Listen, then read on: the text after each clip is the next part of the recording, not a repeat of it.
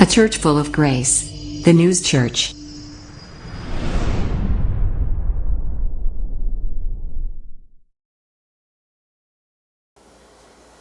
예, 이제 다음 주일은 우리가 기다리던 부활절이죠. 예수님은 우리의 죄를 위해 죽으셨으나 죽음을 이기시고 다시 살아나신 예수님의 부활을 기념하는 귀한 주일이 옵니다. 다음 주 부활의 영광을 맞기 전인 오늘은 교회력을 따라 종료주일을 기념하려고 해요. 예수님께서 예루살렘에 입성하신 그날을 기념하는 날이죠. 그리고 고난주간의 시작이기도 합니다. 많은 사람들이 종려 나무가지를 흔들며 호산나 외치면서 예수님을 왕으로 환영했어요. 하지만 우리는 이 장면에서 몇 가지 질문을 던져볼 필요가 있다고 봐요. 그들은 예수님을 어떤 분으로 알고 찬양했을까요? 그들이 주님을 찬양하는 마음은 과연 어떤 마음이었을까요? 그들이 기대하는 예수님은 어떤 모습일까요? 그리고 그들을 통해 이렇게 질문하는 나에게서 과연 나는 어떤 모습을 발견할 수 있을까요? 예수님께서 이 땅에 오신 목적을 이 시간 다시 한번 새겨보시기 바랍니다. 그분은 볼품없는 나귀를 타시고 입성하셨을 만큼 참 겸손의 왕이었어요. 겸손의 왕이세요. 예수님은 우리 인생의 문제를 해결해주는 단순한 도우미로 오신 분이 아니라 우리의 죄를 해결하시고 우리의 삶 전체를 다스릴 참 왕으로 오셨다는 겁니다. 오늘 본문 말씀을 통해 우리는 예수님이 누구신지, 우리가 어떤 마음으로 그분을 찬양해야 하는지를 깊이 묵상하길 바랍니다. 겉으로는 호산나 이렇게 외쳤지만 며칠 후에는 그를 십자가에 못 박으라, 십자가에 못 박으라 이러면서 외쳤던 그 무리들처럼 우리의 찬양도 겉모양에 머물러 있진 않은지, 정말 예수님을 왕으로 모시는 삶을 살고 있는지 우리 자신을 돌아볼 때 복된 삶으로 변화되는 귀한 은혜의 시간이 되기를 축원합니다. 우리 이제 본문 처음이죠. 21장 1절에서 2절까지 우리 함께 봉독합니다. 1절입니다. 그들이 예루살렘에 가까이 가서 감난산 벳바게에 이르렀을 때 예수께서 두 제자를 보내시며 이르시되 너희는 맞은편 마을로 가라. 그리하면 곧 매인 나귀와 나귀 새끼가 함께 있는 것을 보리니 풀어 내게 끌고 오라. 여기서 예수님은 두 제자에게 분명한 명령을 주고 계시죠. 가끔 보면 명단에 참 관심이 많는 사람들 있잖아요. 근데 예수님께서 보내신 두 제자의 이름은 성경에 전혀 언급되고 있지 않아요. 주님이 시키신 일이기에 참 의미심장할 것 같은데 명단 같은 거는 마치 중요하지 않은 것처럼 보인단 말이죠. 자, 그렇다면 정말 중요한 것이 무엇일까요? 바로 그 명령의 주체가 예수님이라는 사실입니다. 이 일이 누구에 의해 시작되었고 또 누구의 뜻에 따라 이루어져야 하는가? 바로 예수님의 뜻과 계획에 따라 모든 일이 진행되어야 하고 그렇게 되고 있다는 겁니다. 두 제자의 이름이 기록되지 않는 이유는 결국 하나님의 사역에서 가장 중요한 것은 이름이나 인물이 아닌 바로 순종임을 배워야 해요. 하나님은 오늘도 이름 없는 순종의 사람들을 통해 일하셔요. 자신을 내세우지 않고 조용하면서도 철저히 주님 명령에 아멘 하며 행동하는 사람들을 쓰신다는 거죠. 하나님께서 우리에게 사역을 맡겨주실 때 그 사역을 감당하는 가운데 우리는 분명히 기쁨을 경험하게 될 것입니다. 믿음으로 아멘 하면 은혜가 임할 것입니다. 아멘. 왜냐하면 그것이 하나님을 위한 일, 하나님께 영광을 돌리기 위한 일이기에 분명히 그 은혜 안에 나를 거하게 하신다는 그 믿음이 있기 때문이에요. 믿음 안에서 하나님의 일을 감당하면 하나님께서 반드시 우리에게 기쁨을 주시고 또 그 수고에 대해 크신 복으로 보상까지 해주실 것입니다. 그 보상 반드시 주어져요. 성경에서 하나님께서 약속해 주셨어요.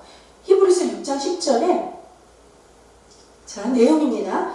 하나님은 불의하지 아니하사 너희 행위와 그의 이름을 위하여 나타낸 사랑 곧 너희가 성도를 섬긴 것과 이제도 섬기고 있는 것을 잊지 아니하시느니라. 아멘. 너무 좋죠. 정말로 주의 이름으로 섬기시는 분들 이 말씀 너무 좋아요. 그러나 문제는 우리는 때때로 하나님이 주시는 보상보다 내가 원하는 것, 내가 갖고 싶은 것을 기대하며 바라본다는 데 있어요. 하나님께서 주시는 보상은 우리가 바라는 방식과는 다를 수 있거든요. 그분은 언제나 가장 선하고 완전한 것으로 우리에게 꼭 필요한 방식으로 응답하세요. 우리가 사역을 감당하면서 마음 한편에 내가 받고 싶은 것, 이 기대가 너무 커지고 또 그 기대가 욕심으로까지 변질된다면 매우 위험한 신앙 상태에 신앙의 태도로 흘러갈 수 있다는 거예요. 욕심으로 가득 찬 사람은 자신이 감당한 사역을 통해 내가 했으니 뭔가 보상을 주시겠지 라는 생각을 하게 되죠. 그리고 더 확대하면서 내가 했다라는 그 사실, 나라는 사실을 강조하기 시작해요. 속마음에는 내가 이렇게 수고했으니 복을 받는 건 당연하지. 이러한 생각이 자리 잡게 되는 것이죠. 그러나 여러분, 우리가 반드시 기억해야 할 것이 있어요. 주의 일을 했다고 하지만 사실 우리가 한 것은 그 아무것도 없습니다. 어떤 문제든 뭐든 우리가 다 할 수 있고 다 해결할 수 있는 거라면 그 말 자체가 즉 내 뜻대로 전부 살아갈 수 있을 거란 말인데 그럼 그 이상 뭘 필요 있겠습니까? 다 되는데 내 마음대로. 하지만 보십시오. 여러분 내 뜻대로 됩니까? 안 돼요. 안 되는 게 근데 그게 당연해요. 왠 줄 아세요? 내 것이 아니기 때문에 내 마음대로 안 되는 거예요. 모든 만물을 지으신 창조주는 하나님이시니 다 하나님의 것이고 사람도 하나님이 만드신 피조물이기에 저와 여러분 모두 하나님의 것입니다. 그래서 피조물인 저와 여러분은 주인이신 하나님의 종일 뿐이에요. 따라서 하나님의 뜻대로 살아야 형통한 삶을 누릴 수 있는 겁니다. 하나님이 주시는 은혜는 우리 생각의 범위를 초월하는 은혜거든요. 다시 말해 하나님의 영광 안에 우리가 그냥 거하기만 하면 내가 욕심 부리지 않아도 필요한 것 다 채워주실 뿐만 아니라 불필요한 것까지도 다 제거해 주시는 우리 하나님 자비롭고 참 섬세하신 그런 분이란 말입니다. 그러므로 진정한 종의 자세는 내가 했습니다가 아니라 하나님이 하셨습니다. 하나님이 하셨습니다라고 기쁘게 고백하는 거예요. 만약 내가 했다는 것을 내세우고 모든 일을 내가 이렇게 말하게 된다면 그 일의 주체는 하나님이 아니라 내가 되어버리죠. 그렇게 되면 나는 더 이상 종이 아니라 주인의 자리에 서게 되는 겁니다. 맞잖아요. 그렇다면 주인의 자리에서 내가 하나님으로부터 받을 것이 과연 무엇이 있을까요? 종은 주인에게서 품삯을 받는 입장입니다. 주인은 스스로 책임져야 하는 위치이며 주인은 받는 자리가 아니에요. 어느 기업의 주인인 대표가 일하는 직원에게 급여를 주는 그런 위치와 같잖아요. 그러나 내 삶의 주인이 하나님이 아닌 그 누군가 사람이라면 아무리 훌륭한 사람이라도 사람이 사람에게 줄 복이 과연 얼마나 될 것이고 사람이 사람에게 또 얼마나 줄 수 있겠냐는 거예요. 그러므로 모든 일에 대한 우리의 자세는 주인 대신 우리 주님께 모든 것 맡기고 그저 겸손하게 순종하는 삶인 줄 믿습니다. 나를 만드신 하나님이 나를 나보다 더 잘 아시기에 하나님의 때에 분명히 역사하실 겁니다. 믿으시기 바랍니다. 여러분, 우리의 삶 속에서도 주님은 종종 우리를 이름 없이 부르실 때가 있어요. 사람들에게 주목받지 않고 드러나지 않는 자리일지라도 주님의 명령 앞에 믿음으로 반응할 수 있기를 바랍니다. 두 제자의 이름이 기록되지 않았듯이 우리의 이름이 드러나지 않아도 사람들의 박수 갈채를 받지 못해도 괜찮아요. 바로 이것이 오늘 본문에 있는 제자들의 모습이며 우리가 본받아야 할 믿음의 자세입니다. 왜 나입니까? 이렇게 묻지 않고 주님의 명령에 순종하며 걸어간다면 그 길에 하나님께서 주시는 진정한 기쁨과 하늘의 상급이 우리를 기다리고 있을 줄 믿습니다.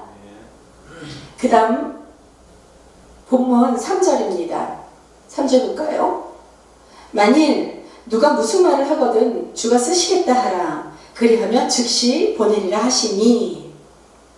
자, 예수님께서 두 제자를 보내시면서 나귀와 그 새끼를 데려오라고 하실 때 그 돈을 손에 쥐어주면서 나귀 주인에게 이 돈을 지불하고 오라거나 아니면 다른 방법이 없다면 어떻게 해서라도 너희가 설득해서 데려오라고 이렇게 막연하게 명하지 않으셨어요. 방법을 알려주셨잖아요. 뭐라고? 주가 쓰시겠다 하라. 자, 이 말씀에서 우리는 놀라운 신앙의 원리를 발견하게 돼요. 예수님은 제자들에게 물질이나 다른 것, 그 아무것도 준비시키지 않으셨어요. 하나님의 권세 있는 그분의 이름, 주가 쓰시겠다 하라. 이 말씀으로 주님이 직접 준비시키셨습니다. 나귀를 매던 줄도 풀어서 끌고 오라 해요. 그냥 풀어서 끌고 오래요. 하나님의 허락이 없었다면 어떻게 다른 사람의 나귀의 줄을 그냥 맘대로 풀어서 끌고 올 수 있겠습니까? 나귀의 주인 두 말 안고 보내줄 것이라는 그 주님께서 명쾌한 해답도 주셨잖아요. 뭐라고? 말씀에 그리하면 즉시 보내리라. 아멘. 무엇을 의미합니까? 하나님께서 우리에게 일을 맡기실 때 그 일에 필요한 모든 것도 하나님께서 다 준비해 주신다는 거예요. 준비된 자를 하나님이 쓰시겠다고들 흔히들 그렇게 알고 있잖아요. 근데 이보다 더 큰 은혜는 하나님이 쓰시고자 하면 모든 준비를 이미 다 예비하고 계신다는 겁니다. 할렐루야. 예를 들어 물질의 경우만도 우리 스스로 준비하려고 하면 참 주의 사역할 때 특히 해외 선교를 갈 때 참 많은 물질이 필요할 때 이것들을 염려하고 고민하죠. 그렇지만 사실 그 염려는 하나님이 주신 게 아니라 그냥 내가 스스로 만들어낸 거예요. 뭐 건강이나 다른 여러 가지 조건도 그런 거에 대한 염려도 마찬가지입니다. 그렇다면 어떻게 해야 자유로울 수 있을까요? 바로 예수의 이름을 믿는 것, 예수의 권세를 의지하는 것. 예수님께서 말씀하신 그대로 주가 쓰시겠다, 내가 너를 쓰겠다, 그렇게 믿고 따르는 거예요. 그러기에 우리가 계산하거나 열심히 준비하는 그것보다 먼저 그분의 말씀이 우선적이어야 한다는 거죠. 우리의 마음속에 주님이 쓰시겠다 하니 주님이 모든 것을 해결해 주실 것이다. 이런 믿음의 확신으로 시작하는 거예요. 하나님이 쓰실 것입니다. 하나님이 건강과 시간과 물질 그 모든 것도 다 준비시킬 것입니다. 하나님이 모든 필요를 다 채우실 것입니다. 나는 아무 염려 없이 아무 계산 없이 주께서 시키신 일에 우리는 그저 순종만 하면 되는 줄 믿습니다. 자, 그 이유가 이후에 그 본문 4절, 5절에 이렇게 딱 기록되어 있어요. 4, 5절 함께 봉독합니다. 이는 선지자를 통하여 하신 말씀을 이루려 하심이라 일렀으되 시온딸에게 이르기를 내 왕이 네게 임하나니 그는 겸손하여 나귀 곧 멍에 매는 짐승의 새끼를 다투다 하라 하였느니라. 아멘. 구약성경 스가랴 9장 9절 또 이사야 62장 11절 말씀 그 말씀에서 하나님의 계획과 뜻을 이제 예수님 통해 성취되었다는 내용을 보여주고 있어요. 하나님께서는 이미 오래전 선지자들을 통해 예수님께서 이 땅에 오실 것을 예고하셨어요. 자, 하나님의 아들 독생자 예수님이 육신에 입고 오신다는 것, 그리고 그분은 왕으로 오시지만 겸손한 왕으로 오신다는 사실 미리 말씀하고 계신 것이죠. 자, 무엇이라고 기록되었습니까? 그래서 그는 겸손하여 나귀 곧 멍에 매는 짐승의 새끼를 다투다. 예수님은 겸손하신 분이에요. 우리가 앞서 묵상했듯이 나를 내세우지 않아야 한다는 것을 배웠어요. 하지만 이것이 단지 우리의 이 지식적인 것으로 그 지식적인 가르침으로만 남아있다면 진정한 겸손을 실천하는 삶으로 이어지기는 어렵겠죠. 그러나 예수님을 닮으려 하면 겸손이란 무엇인지, 어떠한 태도가 진짜 겸손인지 직접 배우고 체험할 수 있어요. 예수님은 유대인의 왕, 인류의 왕, 그리고 온 세상의 왕으로 이 땅에 오신 분이세요. 세상의 기준으로 생각해 보세요. 만약 왕이 오신다면 보통은 준마, 좋은 말이라고 하죠. 이 준마를 타고 오고 또 화려한 장식을 두른 데다가 앞뒤로 수많은 호위병을 이렇게 두르고 그리고 거느리며 위험 있는 왕의 복장을 입고 등장하는 것이 일반적이에요. 그게 우리가 상상하는 왕의 모습 맞잖아요. 하지만 예수님은 그렇게 오시지 않았다는 거예요. 화려함도 없이, 군사들의 호위도 없이, 힘 있는 말도 아닌 나귀, 그 중에서도 멍에를 매는 짐승의 어린 나귀를, 그 어린 새끼를 타고 오셨죠. 그렇다고 예수님이 능력이 없으시거나 말을 살 돈이, 준말을 살 돈이 없어서 그렇게 하신 것이 결코 아니에요. 말씀만으로도 만물을 지으신 하나님의 아들 예수신이 충분한 능력과 권세가 얼마든지 있으셨지만 겸손의 본을 보이시기 위해 그렇게 하지 않으셨다는 거죠. 진짜 겸손은 다 가지고 있으면서도 자신을 낮추시는 거예요. 예수님은 그러한 겸손을 행동으로 보여주신 분이세요. 자, 5절 본문에서 우리는 이 멍에라는 단어에 한번 주목해 볼 필요가 있어요. 레위기 26장 13절에 이렇게 기록되어 있네요. 나는 너희를 애굽 땅에서 인도하여 낸 너희의 하나님 여호와라. 내가 너희의 멍에의 빗장을 꺾고 너희를 곧게 걷게 하였느니라. 아멘.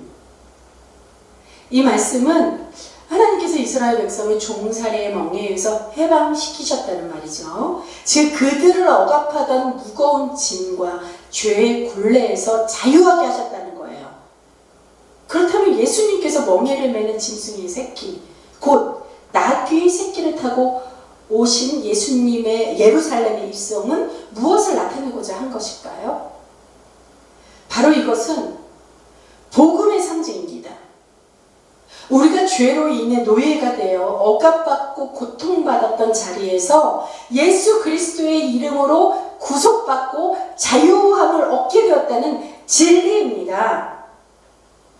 또한 우리가 다른 각도로 묵상해 본다면 이런 은혜의 깨달음이 있을 거예요. 예수님이 타신 나귀 새끼는 아직 아무도 타본 적이 없는 짐승이었어요. 이는 예수님만이 참된 왕이시며 만물을 다스리시는 주권자임을 보여주고 있어요. 동시에 아직 다듬어지지 않았고 또 아직 훈련되지 않은 존재인 이 우리 인생조차도 예수님께서 붙드시면 하나님의 뜻을 이루는 귀한 도구로 쓰임 받을 수 있다는 메시지입니다. 귀한 은혜예요. 멍에는 혼자 매는 것이 아니죠. 서로 함께 짐을 나누는 그런 도구로 짝이 있어야 해요. 예수님께서 나의 멍에를 메고 내게 배우라 하신 말씀은 우리를 그분의 멍에 짝으로 초대해 주신 거예요. 우리와 함께 짐을 져 주시겠다는 사랑의 초대, 그죠? 마태복음 11장 29절 30절에서 주님은 이렇게 말씀하세요. 나는 마음이 온유하고 겸손하니 나의 멍에를 메고 내게 배우라. 내 멍에는 쉽고 내 짐은 가벼움이라. 예수님은 언제나 우리보다 앞서 그 멍에를 메시고 걸어가는 분이세요. 우리가 그분과 함께 멍에를 메고 걸어갈 때 그분의 능력과 은혜는 우리 삶의 짐을 감당할 수 있도록 도우시며 그 짐을 가볍게 해주시는 분이세요. 이 얼마나 큰 위로이며 얼마나 놀라운 은혜입니까? 그런데 우리는 나 혼자 모든 짐을 지고 해결하려 애쓰는 경우가 많아요. 믿음이 없어서가 아니라 내 마음 깊은 속에 이 깊은 곳에 이거 내가 해결할 수밖에 없어. 내가 해결해야지. 내가 감당해야 해. 라는 그런 자기 책임감이나 또 문제를 빨리 해결하고픈 그 조급함 때문에 내 어깨에 짐을 점점 더 얹어놓게 되는, 그렇게 되는 거예요. 하지만 우리가 잊지 말아야 할 것은 예수님께서 먼저 멍에를 메시고 우리 곁에서 함께 손잡고 걷고 계신다는 사실입니다. 우리가 모를 뿐이죠. 그 멍에는 억압의 멍에가 아니라 동행의 멍에예요. 주님은 내가 짊어질 수 없는 짐은 애초에 지우게 하지 않으세요. 오히려 내 멍에는 쉽고 내 짐은 가볍다고 말씀하시며 우리가 홀로 버거워할 때 대신 짐을 져주시는 그러한 인자하고 자비로운 분이세요. 그러므로 여러분, 자꾸 나 혼자 지려 하지 마세요. 걱정도 염려도 책임감도 모두 다 주님 앞에 내려놓고 주여, 이 짐도 주님의 것입니다. 이렇게 고백하면서 우리 함께 나가자고요.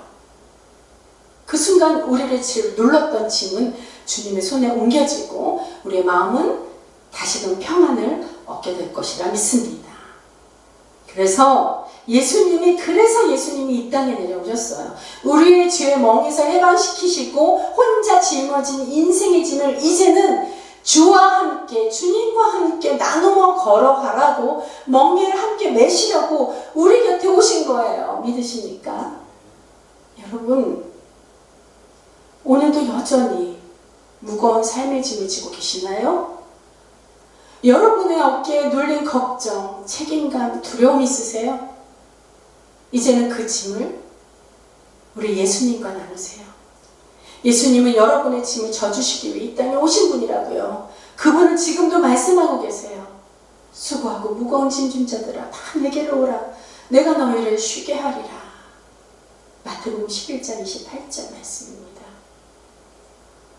예수님의 멍에는 해방의 멍이에요. 동행의 멍이에요. 은혜의 멍에입니다. 오늘도 그 멍에의 기쁨을 메고 예수님께 의탁하며 주님과 함께 걷는 우리가 되기를 간절히 소망합니다. 자, 이제 마지막으로 마태복음 본문 21장 6절 이하의 말씀입니다. 그 내용을 한번 볼까요?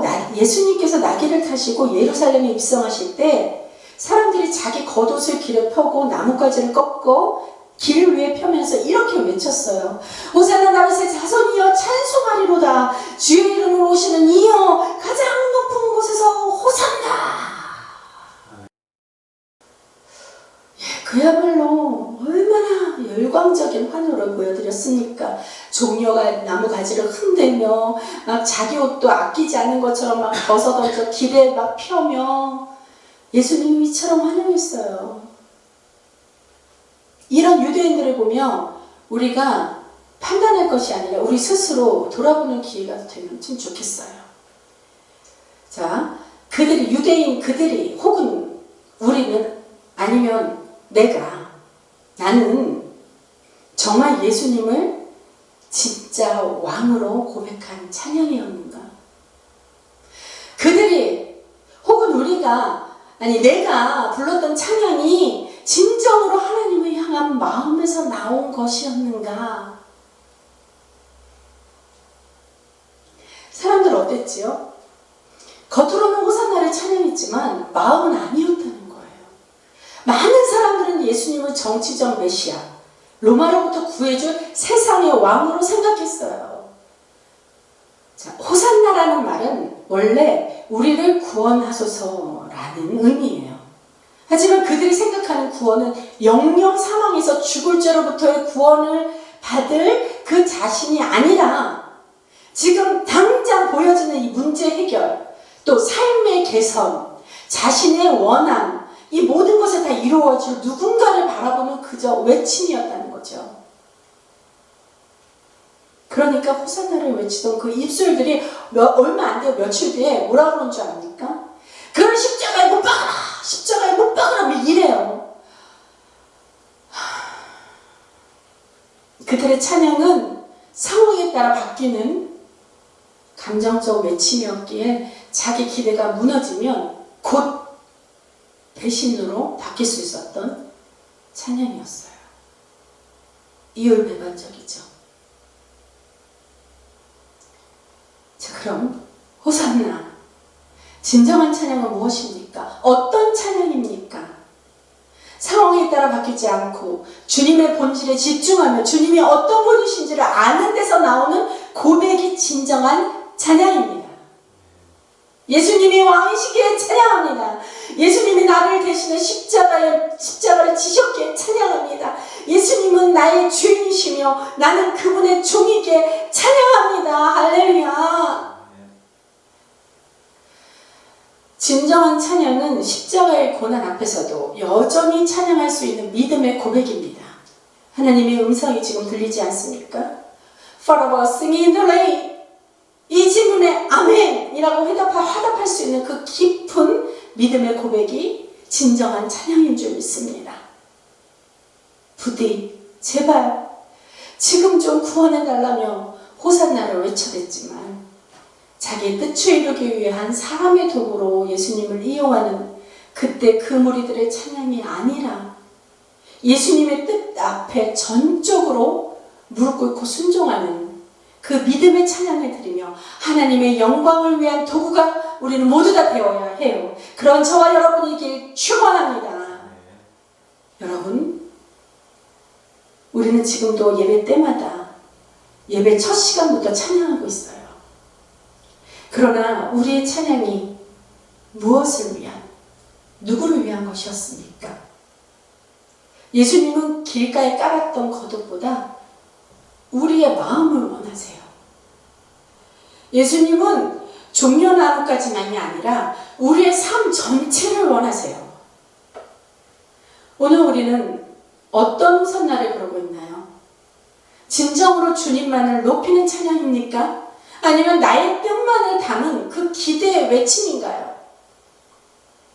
진정한 찬양은 예수님이 어떤 분인지를 알고 그분 앞에 나를 낮추는 그러한 겸손한 순종으로 드리는 찬양인 줄로 믿습니다. 내가 달려야 할 십자가를 주님이 대신 지시고 영원한 생명 가운데 참 복을 누리게 하신 영광의 주님께 진정 감사하고 찬양으로 우리의 삶을 주님께 드리며 이제 고난주간 시점을 계기로 주님이 열어주신 길로 겸손히 순종하며 나아가는 저와 여러분의 축복이 되는 사람이 되길 그리스도 예수님 이름으로 축원합니다. 축원합니다. 기도하시겠습니다.